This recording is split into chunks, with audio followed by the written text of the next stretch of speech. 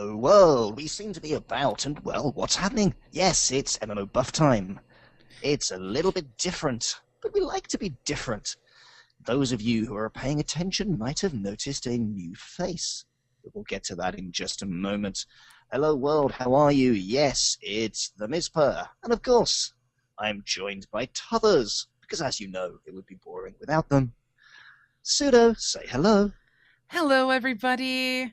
I am here. My brain, it's kind of with me, kind of not. It might be MIA, but we'll get to that in a moment. I may have left it in Birmingham. Yeah. And of course, There's absolutely no sound from him, from me, at no all. sound from Ico. You dropped for sound for just a second, so I just hear this, of course, and then I see Ico going, yo. So it was just this very weird thing. So I don't know if the sound came across. Sorry. I heard an Ico. Let's try that one again. Ico, say hello. Hello there. Are we getting me? Well, I am.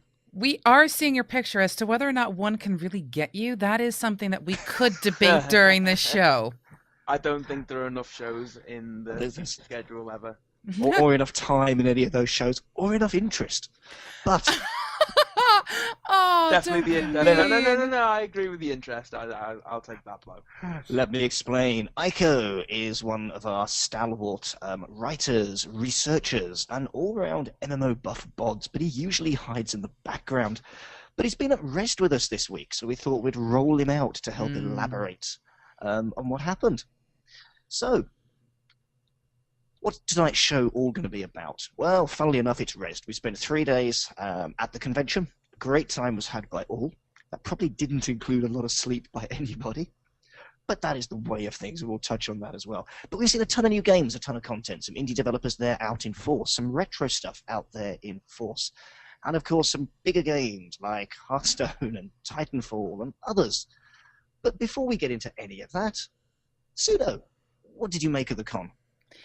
You know, there is something about getting together with a whole bunch of people who have a like-minded obsession with something called gaming. And it's also really interesting to be around all these people and seeing their interpretation of what they think are the ultimate games.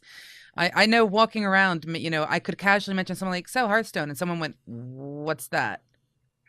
And then walking around and going, hey, have you played Worms? And they're like, oh my God, it's like the ultimate game ever. And someone else goes, what's Worms? Same thing with Wildstar, same thing with Warlords of Draenor, same things with Diablo. It made a difference. No matter where you turn, there was always someone who didn't know a big game. It was wonderful. Yeah, I mean, the surface area of gaming, so to speak, the number of players, the number of games, not everyone can do everything. I mean, we run into that as a problem. We like to cover a lot of stuff. We're, you know, the analytical voice of online gaming. We try and focus on MMOs, online games. We try and do the conventions and the indies and everything as well. And a show like Rezzed gives us a really good chance just to change focus for a short while and say, okay, what's happening on the ground? What's happening at these events? And we're going to dig into that. Ico, what did you find at the show that you enjoyed? Apart from, I'm assuming, Titanfall, as looking at the poster in your background. I was just about to say. Titanfall, I do enjoy, but I won't say that I enjoyed it at the show, if only for the fact that it's on console. And for FPS, I'm a PC gamer through and through.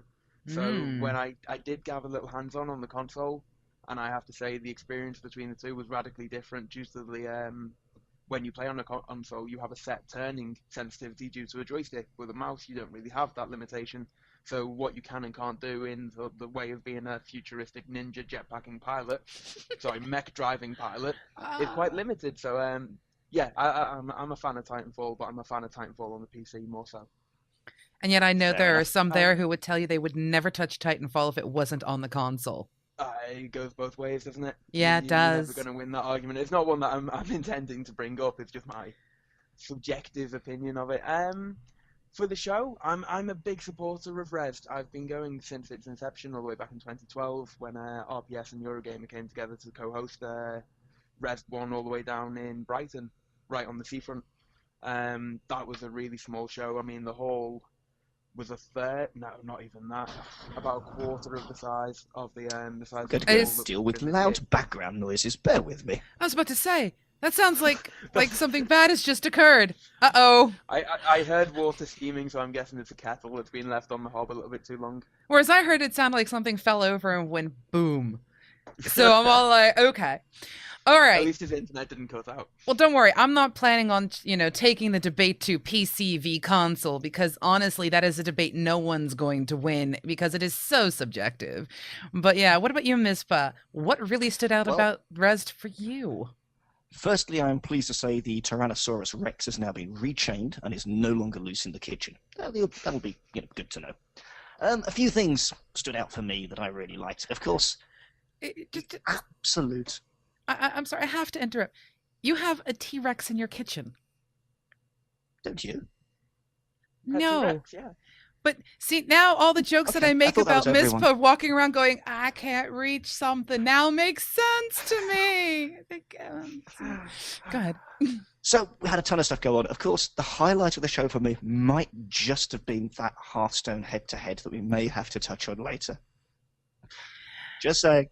However, a few things were great. I did enjoy the Razor Battle Bus. There's something about seeing a bus. Gamer Oh, bus. I Not believe they a call battle it. bus. They call it a game. A battle it's bus. a What are you gamer playing bus. Command and Conquer? See, I'm totally expecting now the bus to have like spikes that come out, which is sort of a little bit destructive, a little bit like Carmageddon, something we'll be getting into. Carmageddon and Razor need to come together, I think. And, Yes. form one one massive gamer bus of unit. There could be something there. There could be. Holy unity, that. No, the Razor Bus was great. I really like Flockers, and we've got an interview coming up with that in just a moment. I really just like meeting all the community, all the people, all the devs, seeing who's doing what. There's a ton of good stuff out there, but I think that's enough of our rambling. Should we push on with some content? Yes, we're doing something a little different this time, guys. It's no longer just our faces you're going to see, although you will see our faces. You're going to enjoy what we do next. That's all I'm going to say. So, you want to do Flocker? I have to be so careful Yes. how I say that. Flockers. Flockers. Would you like to do Time for us Flockers? all to be Flockers. Roll the tape and cross fingers and hope technology works. Also, I do apologize if the sound is just a little off. Not much time, but here you go. Enjoy.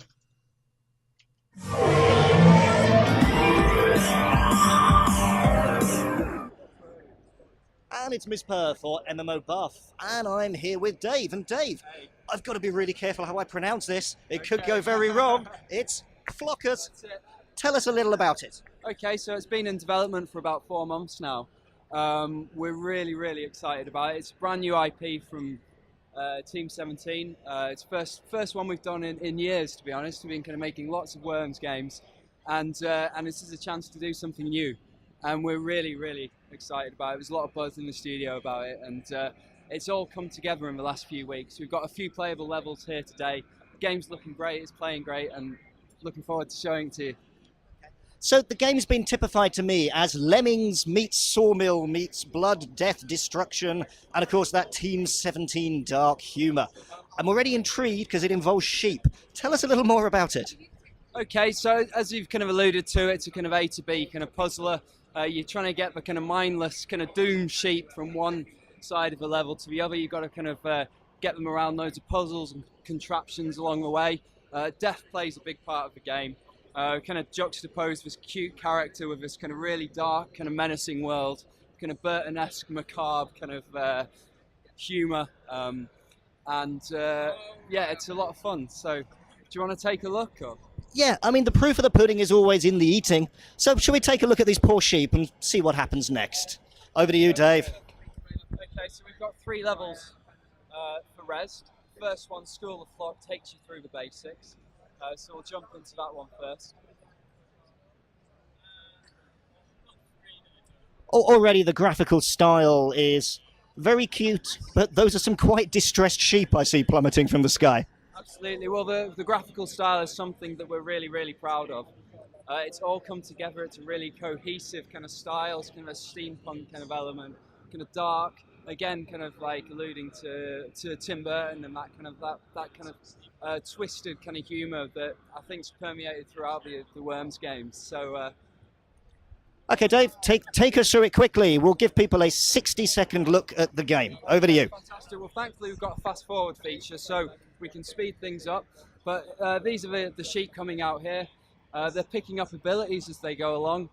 You can place formations to allow them to kind of navigate over obstacles in the landscape. They kind of fall into the formations. So they're jumping along there. Coming along, trying to avoid this crusher here. I'm not sure if we're going to get over it or not. I think we need to see some sheep die here, Dave. Don't worry, you will see sheep die. So I've given them all the jump ability to jump over here. And they're kind of making their way up here. And there should be a buzzsaw of doom coming down very shortly. And you kind of start to get an idea of the flavour of the game. Because death is a kind of central part of the game. And I just heard a comment from the crowd in the background. Someone shouted out loudly, it's a new Lemmings for a new generation. Absolutely, that's a good way of putting it. There we go. And we have some distressed sheep that have gone off to meet their maker already. Dave, it has been an absolute pleasure. When can people get their hands on Flockers? So it's coming Q2 this year. We can't be more specific at this stage because we've got a long way to go.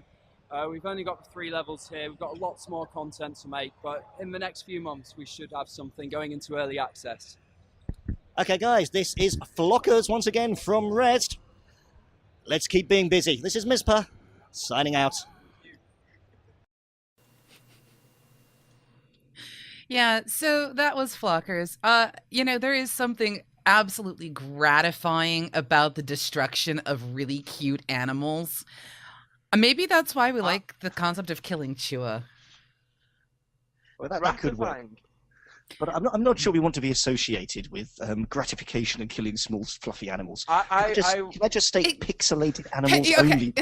Pixelated animals, yeah, yes. And palpiled, or I hope I'm getting your name right. It is Papaled. Basically, as Mizpah had said at the start of the interview, it is sheep for the new, or lemmings for the next generation. And it is graphically beautiful. Absolutely I just beautiful. want to go down on record here as I don't agree that it is gratifying to watch the sheep get murdered. I thought it was pretty horrific. I got to the end of the first level on my first attempt and I had like 48 left and I missed one little trick and this axe just fell on them all and they all just got turned into a bloody mess. I was nearly in He was sobbing for hours. He was unconsolable. I take it you named each one of those individual little sheep and you used them to count so you could fall asleep.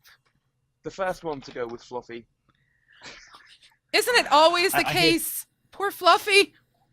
I hear Fluffy is always the first. So that, everyone, is Flockers. One to watch out for. Yes. I suspect you might see us streaming some Flockers gameplay. He enunciates carefully once again in the near future. Smart man. And a quick hello to a Gazarov who's joined us. Hey, Gazzy. Good to have you here. So, Flockers, that's one. What else did we like? Pseudo. Oh, good gosh. First thing, I have to mention that there were so many games there. Honestly, it wasn't as big as Gamescom, so you actually did get a chance to play a game before waiting in a 4-hour queue in order to actually play the game, which tends to be the sort of feeling you're left with Gamescom. It's like, maybe I'll get to 2 games today. But there were so many games there that there is an interview that we will be doing, but we're going to be waiting until our studio is finished, which we're almost done with. If you haven't seen it yet, go to MMOBuff.TV, click on the studio thing, and you're going to start to see pictures coming. But we have a developer of a roguelike called Tiny Keep. And his name is Fiden, and we spoke with him while we were there. I got a chance to play Tiny Keep, but I'm like, okay, we're just going to have to bring you in for an interview. So there are people who are still going to be rolling in. We still have a whole bunch of interviews that we haven't finished processing yet, which are going to be going up throughout the week. So do pay attention. Yep. But let me just bring in one point actually here for people that might not be aware of it. I'm not going to dwell on this for too long because hey, you pays your money, you takes your choice, you know. So it's no need to say pity us. We're doing this because we love doing it. But a typical day is interesting, and I know that a number of people ran into this for the first time this weekend. So we roll up at a con, we book a hotel, we sort ourselves out, grab a drink, chill out in the evening, get ready for the next day. Day starts bright and early.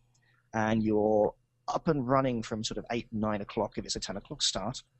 A little bit earlier to prep, get camera, lights, all that stuff working. And you're running around in the day like a headless chicken. A little bit of structure, but lots of craziness. You're talking to people, you're setting up interviews, you're running interviews, you're planning what you're doing next. It's crazy, crazy, crazy. You're on your feet all day, and the next thing you know, it's the end of the day. Fantastic time to stop and take a break. Except those 7 interviews you did during the day, they all need to be post-processed, prepped, tested, set up, etc., etc. So, Mizpah and I didn't sleep. We really didn't sleep. It was one of those things. Literally on the first night of Rezzed, we were sitting there talking in the hotel bar, doing post-production on a video, and then they started serving breakfast. And it was funny because we had just finished ordering drinks. You know, we're like, we'll have another drink. So we got drinks, and we're sitting there doing the editing, and all of a sudden the lights come on, and bacon shows up, and we're like, oh, well, I guess maybe I'll go get ready to leave in an hour. I should note we did stop to eat bacon first before doing anything else. I had a croissant. Croissant. I had bacon. Anyway, shall we move on to the next segment? Yes, this is something that, you know, when we talk about development of games, especially on our Monday shows, we talk about, you know, things like the development cycle, the development process that is done by big game companies. And we understand that even independent developers have to follow their own cycle, and sometimes they have to jump through their own hoops. And I was utterly fascinated by a 2D game called Light. And I got a chance to talk with there's only 2, get this, 2 developers on this game. It is run off the Unity engine, but because of the fact that the Unity engine is 3D, they had to build their own 2D engine to go with the Unity engine in order to make the game. So of course, what am I going to do? Am I going to just stand there and just be like, oh, this is a fun little game? No, I am going to talk to them and see what's going on. Also, if you like your espionage games, seriously, check this game out. So, without further ado, I turn around, I clicky the buttons, and I bring to you Light.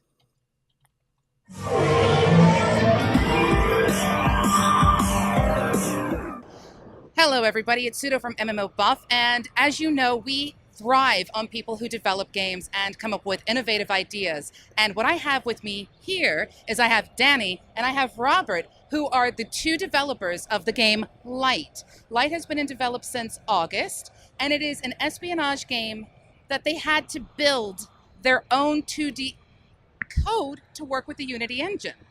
So what inspired you to use Unity in the first place? And was it challenging to build a 2D graphics supplement for it? It's actually fairly simple to build a 2D engine for Unity. It's quite hospitable, I would say, Unity. It's quick to develop with, and you can make things really easily. So you'll quickly make games in Unity.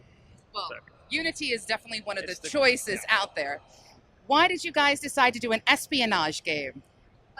We started thinking, like, brainstorming what would be a game that we would like to play. So realistically, we started thinking, okay, we want to have some stealth elements. We don't want to kill, to allow players to kill everybody, because what we see nowadays is that, well, yes, you can kill everybody, but we have a timer that goes down, and it kind of, the game is enforcing the fact that we want this to be a stealth-only game.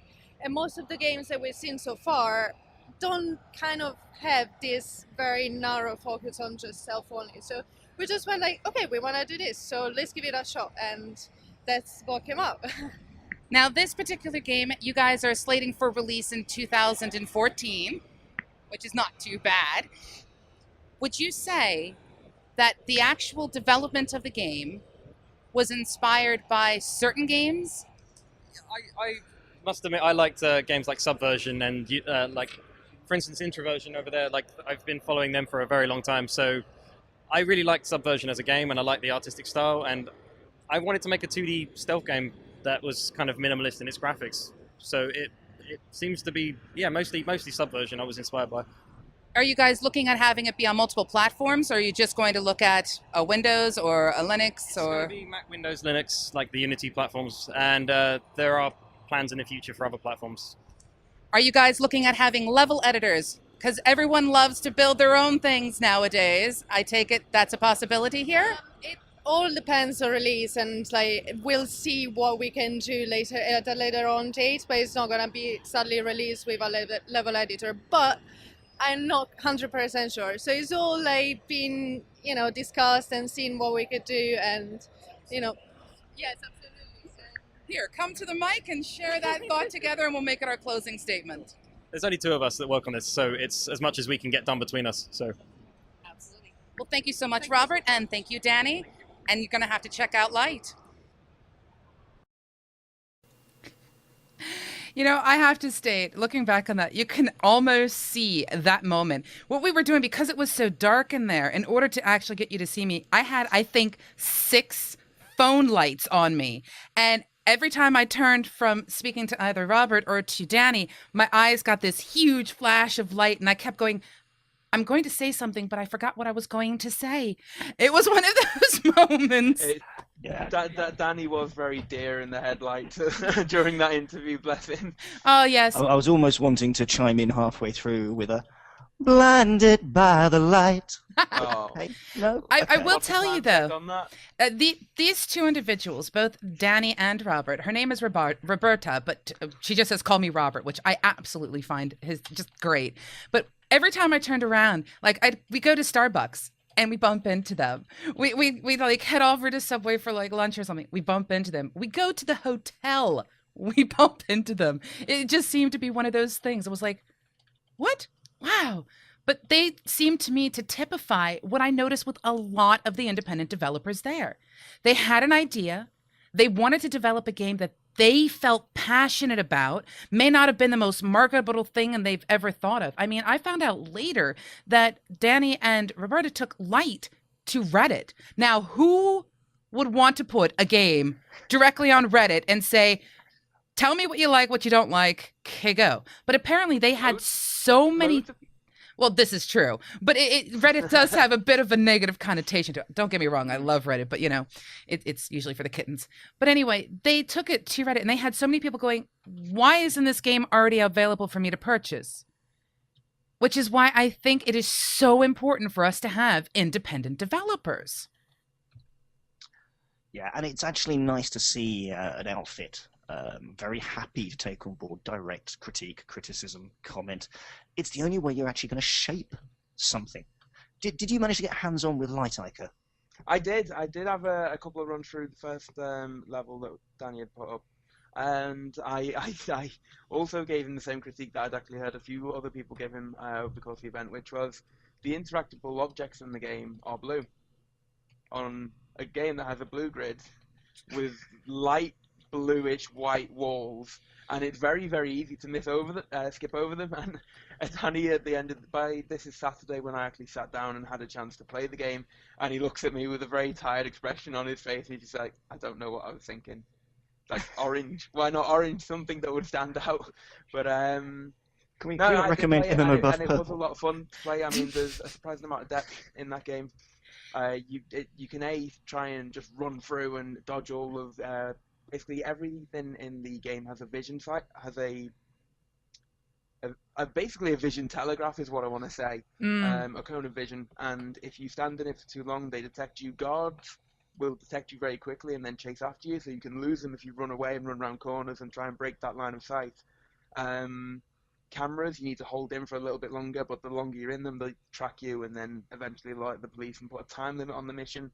There's you can actually kill people and then put their body, change into their clothes, put their bodies. I say kill people, you're a square. You play as a little square, so you go over to a square, kill it, and then you have to drag it around, change into its clothes, and put it in a cupboard.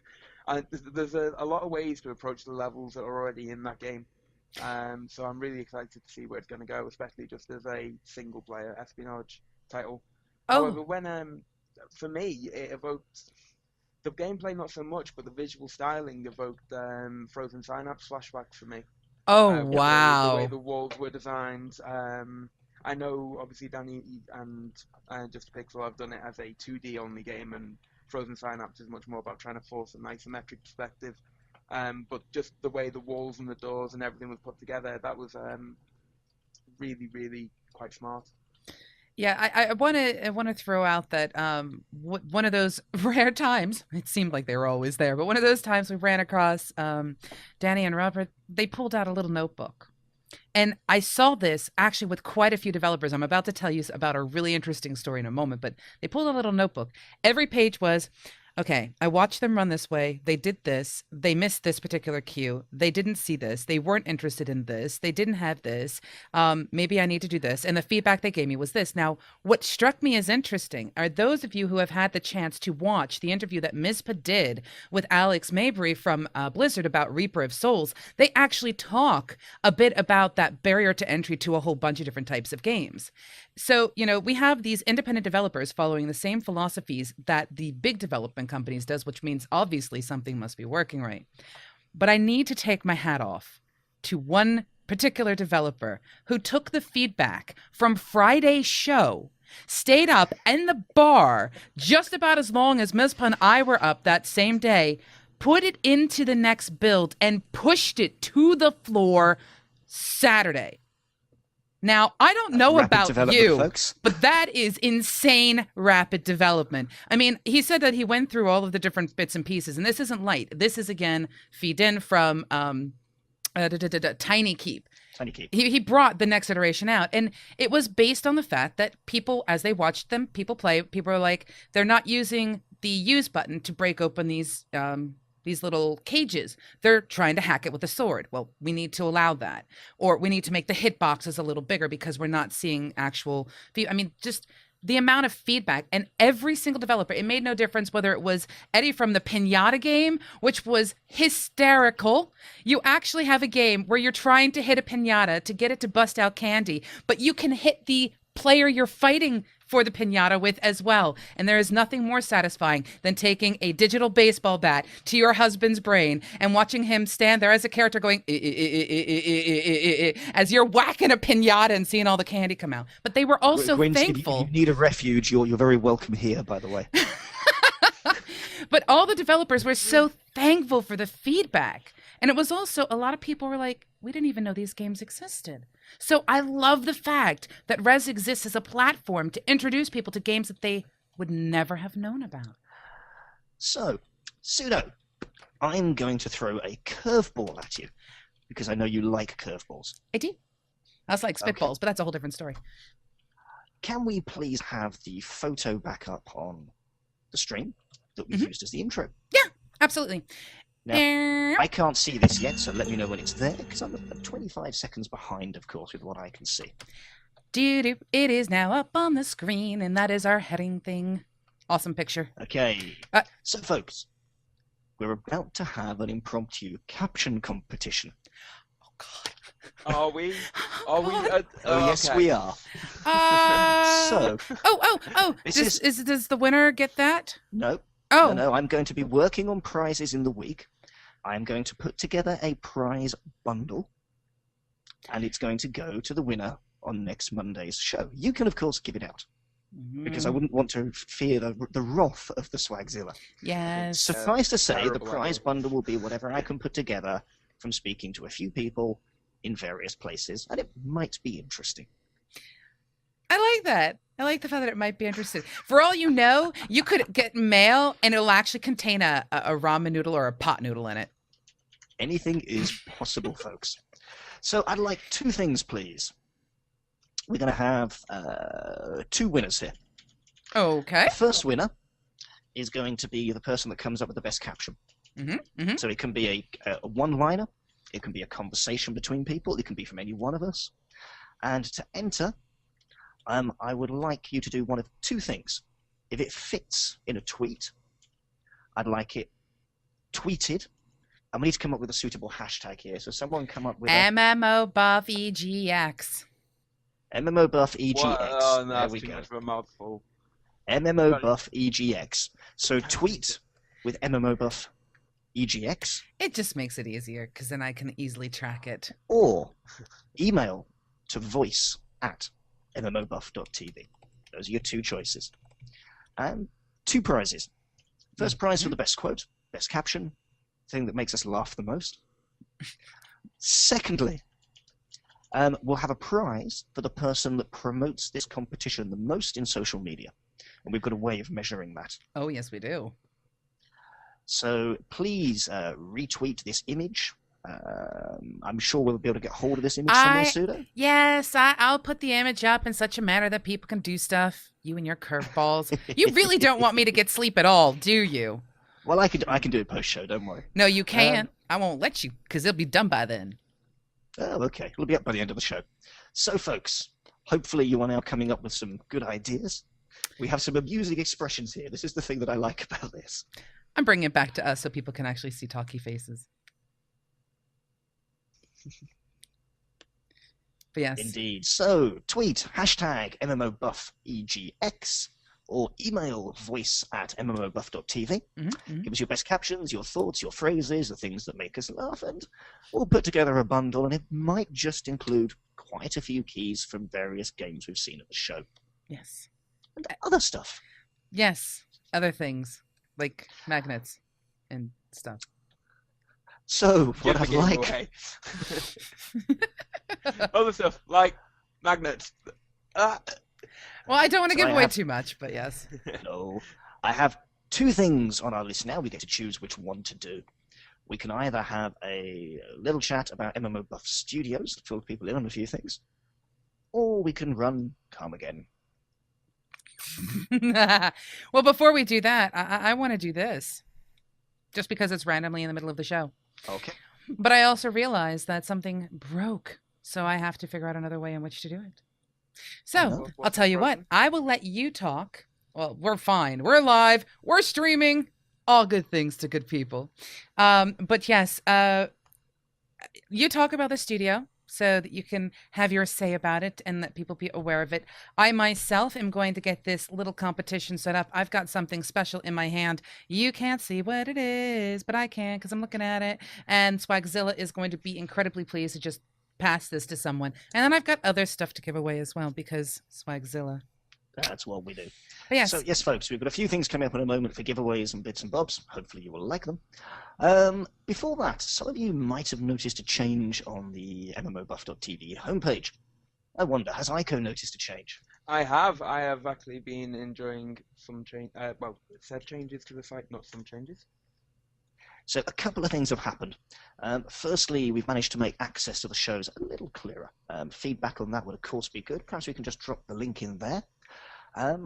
Take care of that, Secondly, you Echo. may have noticed where it's saying MMOBuff Studios. And if you click through, you have a page that shows it, what we have right now today. Actually, it's a little bit further advanced than that already. But a lot of work is going on this week. We have a whole crew here finalizing soundproofing, lighting, camera setup, staging, all this stuff next weekend. And fingers crossed, just before I go to PAX, or most definitely by the time I get back, we should have the new studio up and running. So I do invite you... Might I intercede for 1 second then, Miz? When you say we have a full crew coming up, might you elaborate as to what some of this crew entails, or more whom some of this crew entails? Well, some of the crew are more professional than others. I mean, that is granted. Oh, wow. Oh, poor Did I really just go there? I Poor apologize, me. Ico. I now feel officially insulted because I know that Aiko's a lot more professional than I am. So now I know how you feel about me, Mizpah. I'm sorry. Oh. No, we have a Pseudo, we have an Ico, we have a shout out to Frank, one of our amazing camera guys. We have a Dan, we have others. I'm not going to keep track of them all. I'm losing track of Vegas. We've got a house full next weekend. And we've finalized the studio. And we'll see whether we can get something out pre or post PAX from the new venue. But it's all going to coordinate just in time for new shows and other new stuff. But keep your eyes posted. Eyes peeled, maybe. Absolutely. So, on that, Pseudo, yes? are I we hear ready beeping. to continue? I do. Somebody's dinner is done. It is, and sadly it's not mine, but the person whose dinner it is really should have stopped that before it bleeped. Tell But you never what. mind. We can all sit here and talk about Dan's dinner as it's now bleeping live on show. I'll tell you what. What I'm going to do is I am going to do this, but I'm going to do this in a strange manner. I got several of these, but I'm for just now going to give away one. For those of you who like Company of Heroes 2, we have a code, or it's an activation code, for the Oberkommando West. And I am totally butchering how you say that because it is actually in a different language, and I apparently fail at English, let alone any other languages. So what I have here, like I said, is a Company of Heroes 2 Oberkommando West activation code. And if it is something that you want, I would like for you to type MMOBuff.COH in Twitter. And I will randomly pick one at the end. So MMOBuff.COH, go. Because the stuff that we usually use to track competitions through Twitch, there's been a modification to the chat, so it's a little out of order right now. It's going to take a few days to come back into play. But I, as Swagzilla, refuse to hold on to swag for very long because that's not how I function. So we'll be giving this out. But yes. And apparently somebody wants you to sing, Mizpah. I personally do not. Can we veto that? Yes, It's we not a can. veto. No, if we outvote him, that's not a veto. It's quite hard to sing in Twitter. Yes. Sing in Twitter. No, don't go there. No. I can see his face. His face is all, I have an idea, and I'm all like, no. But yes. I'm singing in the stream. Yeah. So anyway, moving on. Tiny little girl scream from when I was a little girl at one of the developers that happened to show up, but they didn't have a stand.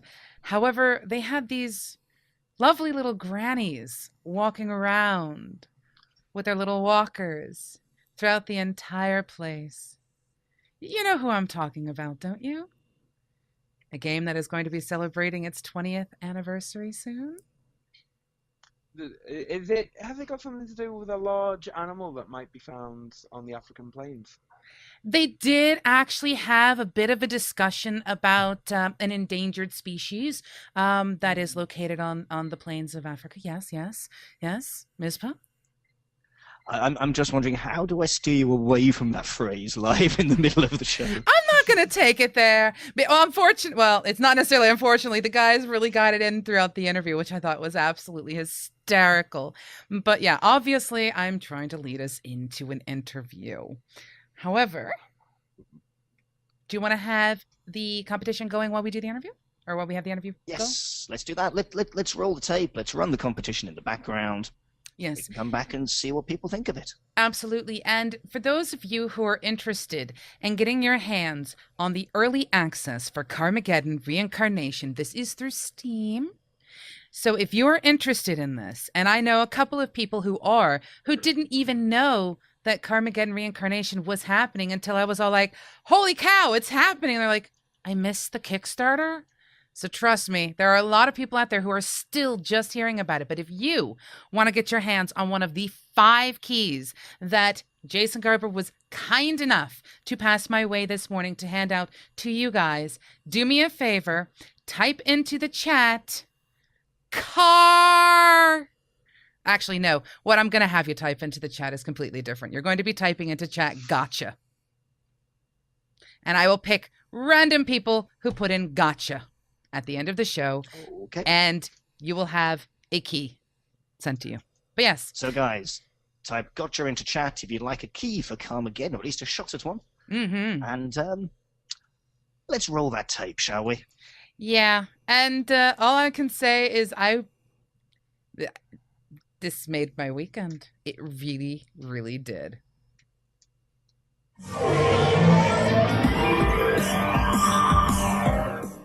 Hello, everybody. It is Pseudo with MMOBuff, and I am joined by 2 really fabulous people. In fact, this is one of the interviews I have been waiting for this entire weekend. I am joined by Jason Garber, and I am joined by Nobby from Carmageddon Reincarnation. Now, I've got quite a few questions for you guys, but I have to get the ones that were asked by the fans out first. So, obviously, will there be grandmas? Certainly. This goes without any question at all. And will there be gotchas? It's not gotcha, it's the plow. Okay, so one of the things that fascinated me about Reincarnation, besides the fact that it's Carmageddon, is the fact that this is an old game brought forward to the future. Yes. You have reinvented it, but why did it take so long to do this? Most people say a sequel should come out, a couple years afterwards. Well, there were a couple of sequels afterwards, but they weren't done by us. Right. So, well, basically, I'll do the quick answer on that one. Okay. As far as it's quick. So back in 97 and 99, we did the first two titles, Carmageddon 1 and Carmageddon 2. So, and that was done for a publisher. And back then, the reality of the industry was that you were basically developer-publisher relationship where you would get money to develop and they would have the ownership of the IP. Back in those days, the publisher did a lot of units, as a lot of people played it back then.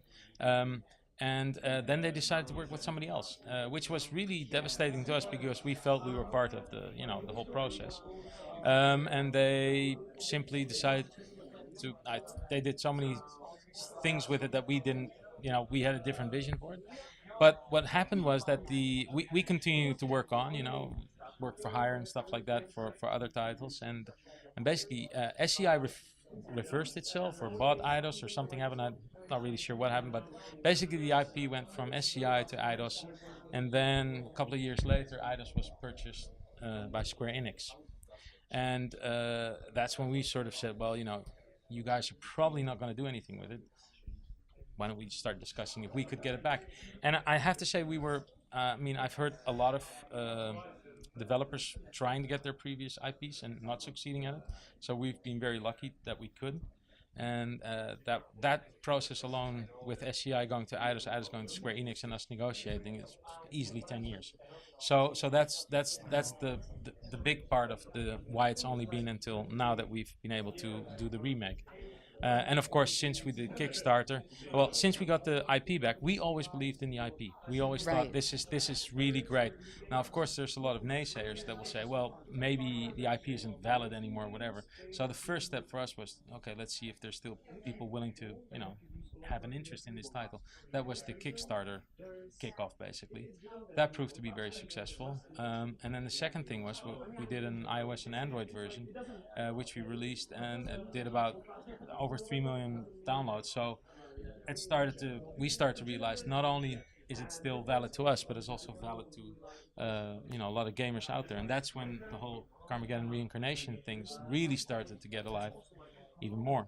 And of course, from the moment you decide to do that, the scope of the title changes, performs, and everything. And that basically where we are today. It's been a long road. We were very drunk. No, we were just very happy last night when we did the early access, right? Yes, I'm not hungover, so I'm perfectly fine. So. Okay, so that's the short answer. Yes. What's the long answer? I'll pass it back to Jason, and he can expand on it.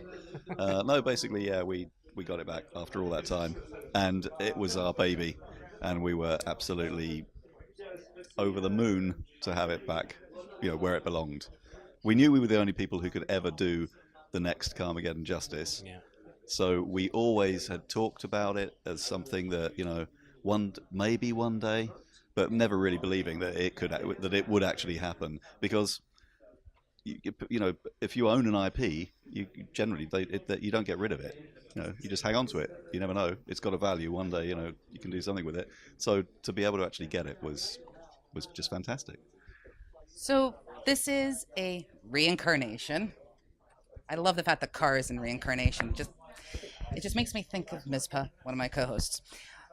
What is it that you guys are making different? What steps are you doing to ensure that it stays fresh without people just sitting there going, this is just a rehash of something with better pixels? It's just piling on even more humor, piling on even more stupidity and silliness to what we originally made the game. Because technically we're able to do so much more now than we could then. We can now give you, instead of something, a repulsificator that can just repulsivate pedestrians or cars, you can now rip the scenery out and throw all the furniture around the scene, things like that you couldn't actually technically do. But also we're still as daft as we ever were. So we're just, we still had loads of stupid ideas, and we're still having them every day. So we can just chuck them in there and make sure that we take the whole thing to another level of silliness, really. Okay, so you guys are going through early access. Yes. How is that working out for you? Well, to be honest, early access has gone through some ups and downs over the last months. Looking at what's been happening in the industry, and to be honest, when we started to work with early access, we had to evaluate what that exactly meant. Right. And so what we did was, which is our vision, is that being sort of around for about 20 years as a development studio, we looked at it as the old-fashioned demo. You make a game, you get the essence of it right, you get the gameplay as far right as you can, and you basically give it to the potential buyers, and if they like it, they'll buy the title. So our approach to early access was just make sure that the core of the game is fun, and that you can actually enjoy the game up to its fullest at the state of the development, and then work from there. Now, when we did the early access release, basically for everybody yesterday, and for the Kickstarter backers 2 weeks ago, it basically proved that we were sort of thinking right, because I've seen early access where there's a lot of negative feedback about whatever the fact that may be, but I think in general our feedback has been very positive, and most important, and this is something that I really appreciate, is that a lot of people who've given us the feedback say we're really capturing the old feeling of Carmageddon 1 and 2, which is, you can't get much better than that. That you actually almost, it's like people, how they remembered Carmageddon 1 and 2 is being, oh yeah, it's exactly like it is. I bet if they look back at those games, they may be completely different to what they've remembered, but Right. but Carmageddon Reincarnation is really giving people what they're looking for, and that's already showing through the early access process. Now, of course, one of the things that we did when we released, for instance, we call it the early access, which was for the Kickstarter backers, is that we did a hot fix and an update, and the response was really positive about it. So what we're seeing right now, because it's also a learning process for us, is that regular updates during the early access period, we've got to communicate a lot, do proper feedback routines and everything. That will make the early access as successful as it can be. And up until now, we've not really been disappointed about how it's going. So. Now, you've mentioned about having a silliness and having the daft side to everything. With everything that you have seen so far in early access, is there any particular moments or comments or things that have been made that make you go, yeah, that is why we made this game? Well, it's just that the feedback that we're generally getting is that people are having the same reaction to it that we have while we're developing it. And we know when a Carmageddon is working is when you'll get a group of people crowding around somebody who's working on it, and they're testing it, and something bloody funny happens, and they just call a crowd of people over to see what's going on. And for the people who are now getting to see it, to be having exactly the same reaction to it, is what we're hearing. And in a way, it's not really surprising, because that's how we always worked in developing the game. If it was making us piss ourselves laughing, then our player, our fans were going to do the same thing. People who love Carmageddon are going to love the same stuff that we do. Yeah. So, with your cycle, you've got early access going. What's next? Well, next is a lot of hard work to get it to final, which, it's going to be out before the end of this year. We're hoping around autumn. We're trying to get it as early as possible. It is, after all, our 20th anniversary this year, so in August. Wow. So we're trying, but let's say autumn. Basically, regular updates. Trying to get the specs as clear as possible, as low as possible. Keep adding good stuff, especially the multiplayer edition. Most of the people we spoke to at various shows are always mentioning to us, "Oh, I played the game, and it was one of the 2 games that I played. But it was either Quake, and then if we had enough of that, then we would get our cars out and start doing the multiplayer. And that's really what we see as one of the big updates coming up, probably before the E3, where we add the multiplayer, and the game will just come alive even more. We've got some really funny game modes in there that we think will just be perfect for the multiplayer. Will you be allowing the fans to develop mods to add to it? Are you Yes. letting them build levels, or maybe giving them a city? Well, or if you check the earlier access version, it's already in there. It's just marked off right now. So I mean, we haven't even provided any tools yet, and the guys who've got it have already started modding it.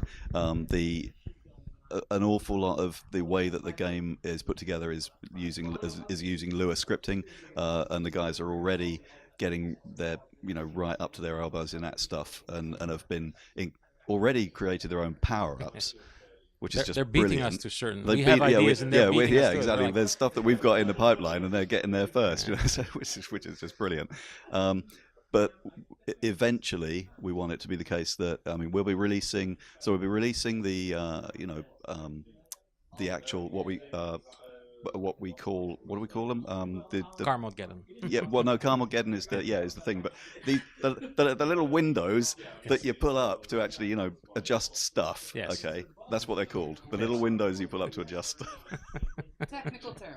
Yeah, we'll have those, and also Acolyte, which is the tool that the guys use for actually populating levels.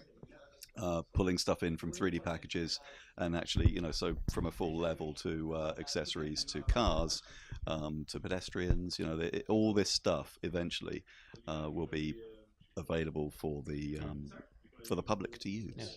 Well, the community kept the title alive for better part of 10 years. They're called imps. Imps.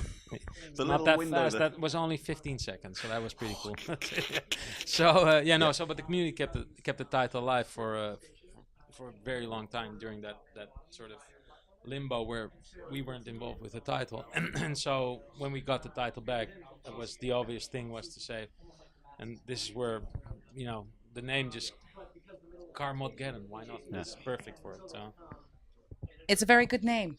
yes. Now, before I let you guys go back to having an exceptionally good afternoon and Yes. evening, Yes. just one question. What is the most unconventional thing that you have done so far at this convention? At this convention. At this convention. We'll get to others the next time I sit down with you.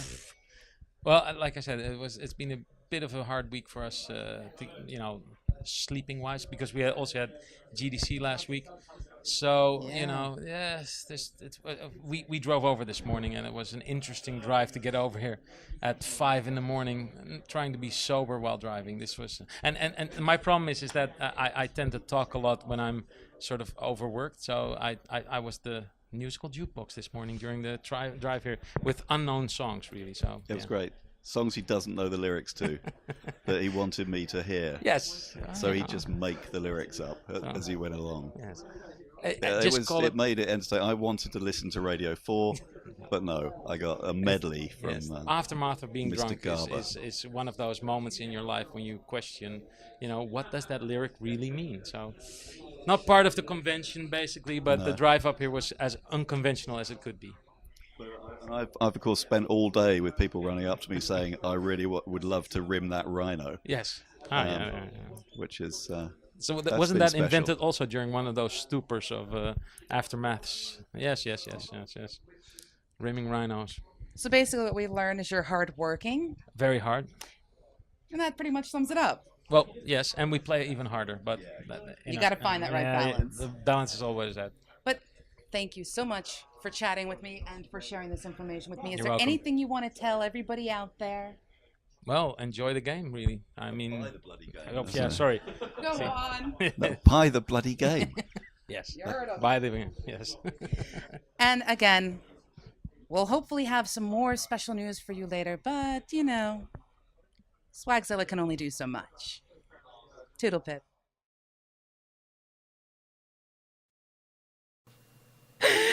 I love those two. I love the entire Carmageddon franchise. Those guys are great. But yes, as was pointed out in the chat, the voice of Navi is the original announcer voice from Carmageddon. That one who you heard going 3, 2, 1, go! That was Navi. Oh, yes. Oh, man. Nobby, we're so going to be asking you to do a soundbite for the show, please, going forward. So we'll get that requested now. Yeah, didn't think just it was throwing it fair out there. Just throwing it out there. But yes, we had a bit of a competition that went out ahead of time, and I have my names. And I am going to keep my names quiet because what I am going to do is I'm going to contact people after the show. And I am going to send you a message through Twitch. So you are going to want to stick around for the post show, at least so that in case you were one of the selected ones, just, list is right there. You can, you will get your early access. I'm going to tell you something. When it comes to that game, and I know they have made mention of there being the ability to play against other people with other people, you're going to want to look me up. So, yeah. You mentioned... That's what all your hours will be. So you mentioned playing games against other people, Pseudo. Yes. Did you just hand me a segue? I did. Do you like how I did that? Do you like how I did that? So, I personally like how you did that. I think it's kind of topical with the top draw changes and things coming up as well. Yes. So some of you all know, Wednesdays, CCG's top draw, been running for a while, fantastic, with Dr. Marshmallows and Pseudo. And a lot of content's been exploring Hearthstone. Yes. Well, there was a little bit of a battle royale that took place at the weekend, was there not? There was, and it was rather funny. We'd heard a whole bunch of different things about the Hearthstone competition that they were having at Rezzed. Different things like bring your own deck, or you can only have cards up to 3 mana. And then we show up and we're told, you play with the starter decks. And I just kind of went, oh, okay. So, I had decks already planned. I was all like ready to go. That's okay. So we decided to make good on the promise of having the game we've been threatening to have with each other for a while now. And I thought I would do something unusual and play something I don't typically play. Now, see, Before you guys dive into this, can I give the unbiased perspective of this match? Because Go on then. This is an event that kind of overruled every other social situation after the event since then. And these two, they both sat down and they looked at each other across. We have pictures. We'll have pictures. We've got pictures up, but sat down face to face and they looked at each other, and you can see that they're both clearly far too in deep with a test build of the game that's, well, not a test build, the latest build of the game, but only allowed you starter decks, and they're both sat there like, what are they going to pick? What are they going to pick? I watch the rolls come up. They roll the same class in Hearthstone. We look at each other and go, well, all right then. made the same choice. And after that, apparently, it was all luck of the draw. it was. In that particular case, it is completely a matter of what you get in your starting hand before you then mulligan. I will tell you, when you look back, and we will have a little bit of snippets and previews as we go through and review stuff, you will see I mulliganed well. Dr. Marsh will be proud of me. I may actually get a star. But there is something seriously wrong about going against somebody who picks up 2 succubi in the first, 2 rounds. So all I'm going to say is, Mizpah, I hate you. Rematch on our own decks, you and me, someday together. Bring it. And are you sure? Are you sure? Bring it. Them's fighting words. You've heard it here. I will take him to town. I will take him to court, and I will make him buy me brandy, I guess. Can I be your American backup here? Can I be like, witness? Witness? Witness it? Current score, Mizpah 1, Pseudo 0. It doesn't count. Round 2. It doesn't I count. think it does count. No, it does count. It Fine. so counts. Fine. I need every advantage I can get. You're being coached by Marshmallow. Are you kidding me? Marsh won't let me graduate from juvenile to novice. So, it's one of those things where hopefully someday I will actually be a novice in Hearthstone instead of just a juvenile. But yeah, it was just, yeah. It was luck of the draw, and I know I made one mistake. And in a situation like that, To be there's not much honest, you can do. I was a little bit fortunate with a draw that let me make the choices that allowed me to put early pressure on. Mm-hmm. But hey, I still had to make those choices, and there were 2 moments where we both made a strategic choice. Mm-hmm. And I think it's fair to say my strategic choice panned out slightly better than yours. We both could have won or lost that first game. I think that's fair to say. However... Well, only one of you did win or lose it, though. I'm just going to say, Yes. you say both could have, but only one of you It was did. that close. Well, that's true. I mean, I think the health was getting pretty darn low. I think I like knocked you down to like 9 or something silly like that. And we were both sitting there, and I'm like, yeah, I'm sitting at 6. He's at 9, and then he puts the thing down, and I just went, yeah, there's no way I can win this. So I did what any self-respecting warlock would do. I hellfired myself to death. Yes. I honestly think I deserve bonus points for that. I didn't let him take the kill. I took my own You'll life. never take me alive. There was the moment where I saw a hellflower. I saw hellfire and went, hang on, I wasn't expecting that. Right, that's 3 points off me. Have I missed something? Oh no, it's okay. She's dead. Self-sacrificing warlock. It was brilliant. Absolutely What brilliant. you should say, Sue, though, is that, you know, we were there working, so, you know, you just had to wrap up the match because it had gone on for too long, so we had work to do, and that's why you had to end the game there. No. See, I will firmly, down. I will firmly state that I know for a fact that this was a draw situation. This is why it, you know, we both got warlock, so we both had even chances. But the fact that he picked up 2 succubi in the first 2 turns was pretty much the end game, considering the fact that I didn't have any way of actually protecting myself against an early aggro invasion. However, I will also point out it's not that big of a deal. I've beat Marsh once. We shall see what happens next. But with that, we've covered a lot of ground. We have. We've given away some game keys.